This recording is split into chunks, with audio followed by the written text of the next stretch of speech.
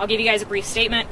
I'll take a few questions afterwards. I probably won't have a lot of answers right now, but I'll answer what I can, and then we'll move on from there.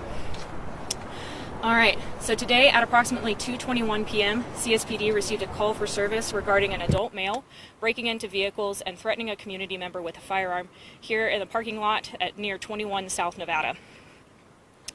Gold Hill patrol officers responded to the scene and located the suspect in a vehicle. Officers attempted to contact that suspect and take him into custody. The suspect then exited the vehicle with a firearm, and at that time, one officer fired at least one round, striking the suspect.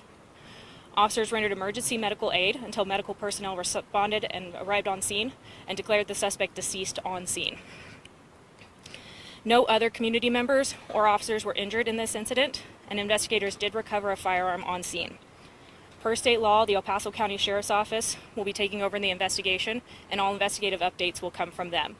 Within 21 days, CSPD will be releasing a significant event briefing video with the releasable facts of the situation. I'll take any other questions you guys might have right now. Caitlin, just to clarify, did the individual fire any shots at officers, or did they just see the weapon? That's all part of the investigation, though right now I don't know if he fired or not. What kind of firearm did the individual have? Part of the investigation, I'm not sure at this time. How many cars were broken into? I do not know. That's part of the investigation. But it occurred in this parking lot here? It did. It did occur in this parking lot here behind me. Any information you can share about the perpetrator, background, history of crime? We are not sure at this time. That's all part of the investigation. The ID will come from the coroner's office first and foremost, and then be released by the El Paso County Sheriff's Office at a later date. And so this wasn't someone that the police department was actively looking for. This was a 911 call that came in? Correct. It was the initial call for service was for the male breaking into vehicles and then threatening that community member with a firearm. That's why the officers responded to the scene. Were there shots fired previously from that person that was breaking into cars? Not that I'm aware of, but of course that's all part of the investigation. Was that community member injured at all? I don't believe so, no. Caitlin, can you talk to us about how important it is that civilians that see things like this call and report it? Yeah, absolutely. We definitely want people to call 911 first. Don't ever confront somebody. You're on your own. Definitely call 911 and let officers do that. Is there any way the community can help you guys with this investigation? Absolutely. If you were witness to this, or if you have information about this, definitely call either the El Paso County Sheriff's non-emergency number. I don't know that number right off the top of my head, but you're also welcome to call the CSPD non-emergency number, which is 719-444-7000. Do we know how long this area is going to be closed off for? Yeah, this parking lot is going to be closed for the remainder of the day. I would assume for the next several hours, possibly up to 8 hours for the investigation to continue. How many officers were involved? One officer fired. For anybody who's got a vehicle in here, obviously they're not going to be able to get it out right away.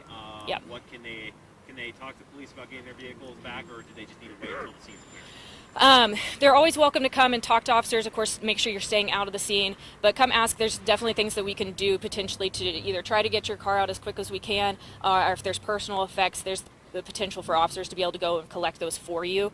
But again, it's probably going to be several hours before anybody's able to get their cars out of this parking lot. If anybody's on a meter or an hourly pay situation, are they going to be getting ticketed while they wait for the investigation? That one I am not sure about because it's a private parking lot. That's probably going to be up to them, but I don't have that information right now.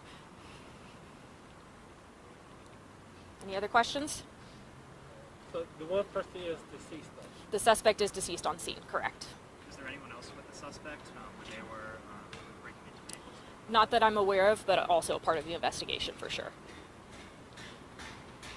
Is there anything you have to add that you're allowed to tell us that we're missing? Not at this time, but of course if anybody's got any other questions, definitely let us know. All those other investigative updates will come from the El Paso County Sheriff's Office.